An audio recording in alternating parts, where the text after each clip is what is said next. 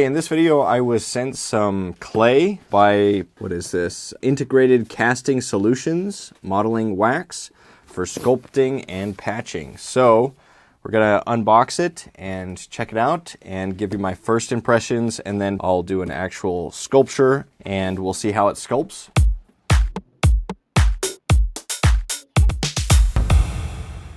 It wasn't sponsored, they didn't pay or anything, they just said, we'll send you some free clay and maybe take some pictures and stuff. So I'll give you my honest feedback and see if it's any good. I'm comparing it with what I usually use, which is Siobhan NSP medium clay mixed with a little bit of hard. I really like the feel of that clay. And then also, you know, I've used plenty of non-dry modeling clay that I get from Dollar Tree, and that works just fine. It's a little soft, but the material is not as important as being a master sculptor, which I am. Let's just open it up. Oh, interesting. It comes in these like strips, and okay, cool. It's not too hard. This kind of reminds me of the microcrystalline wax. Very little odor, almost no odor. I like the feel. I like microcrystalline wax, but there is an issue with it. And that issue is that it doesn't tool well. So when you're using metal tools or wood tools, it's so sticky that it sticks to those tools. So I'm curious if this has the same issue or if they've done something about that. But it does remind me of microcrystalline wax, which I really like microcrystalline wax for figure studies. So let me get a tool. So it is a little bit sticky, a little bit tacky. Feels very similar. In fact, if I was handed a strip of this and I was blindfolded, I'd probably have a hard time distinguishing between this and microcrystalline wax. I have some Victoria Brown microcrystalline wax that I've done quite a few figure sculpture studies, gesture studies with, and those I just do by hand just because they are a little bit difficult to texture with tools. So it probably has quite a bit of microcrystalline wax. I don't know what else they put in it. I like the color. Yeah, it's like a purplish, but it's not, it's not super far off from certain more purple skin tones. Or maybe I'm working on a hand sculpting course, so maybe I'll do a hand sculpture. So now I've had a chance to actually sculpt with this clay or wax. I think it's called Sculpt-A-Clay. And I sculpted this hand study of the bones of the hand.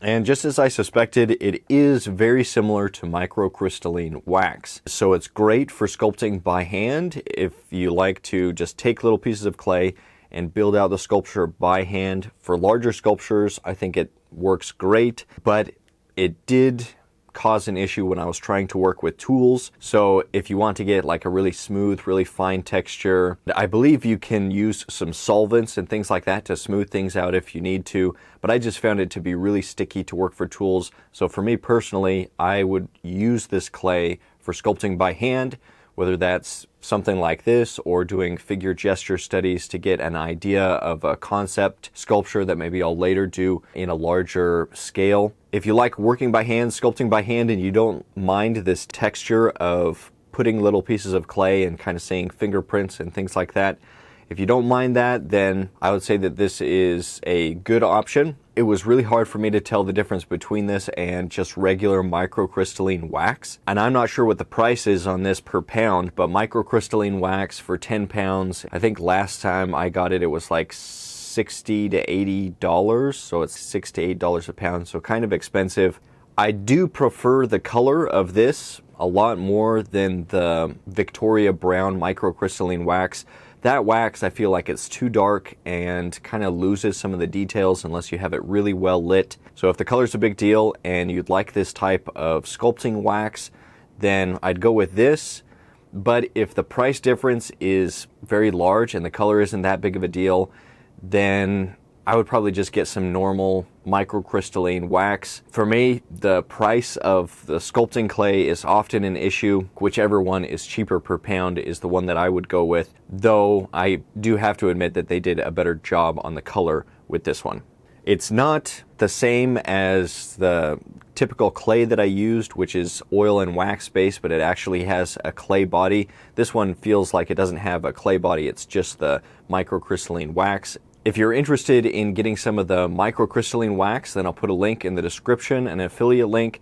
though I don't think that this clay is available yet, but if they send me a link to where you can purchase this clay, I just emailed them and they said that they were going to launch the product.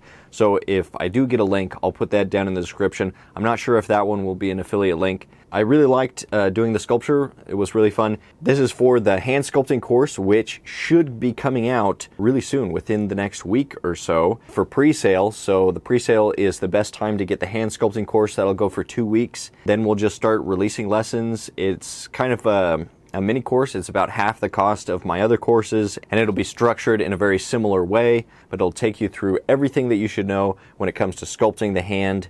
We're going to actually be adding some of the muscles onto these bones pretty soon, and I'm excited for that. So if you're interested in figurative sculpture and you struggle with the hands, I hope that you'll consider purchasing that course, especially during the pre-sale when it's the best time to get it. You may also be interested in the figure sculpting course, which is more geared towards beginners and kind of just a broad overview of figurative sculpture using traditional methods. And then there's also the portrait sculpting course, which is more specifically focused on portraiture and more of what I see as like an intermediate level. There's links for all of those down in the description. I hope you'll check them out. It really does help me as an artist when people purchase those. And I really appreciate it. It allows me to continue to do more of this free content that I put out. So thank you, anybody that's purchased those or that uses affiliate links or supports me on Patreon or gets my ebook, An Artist's X-Ray Vision. Any support is really greatly appreciated. It makes a world of difference and it helps me better support my family. So thank you.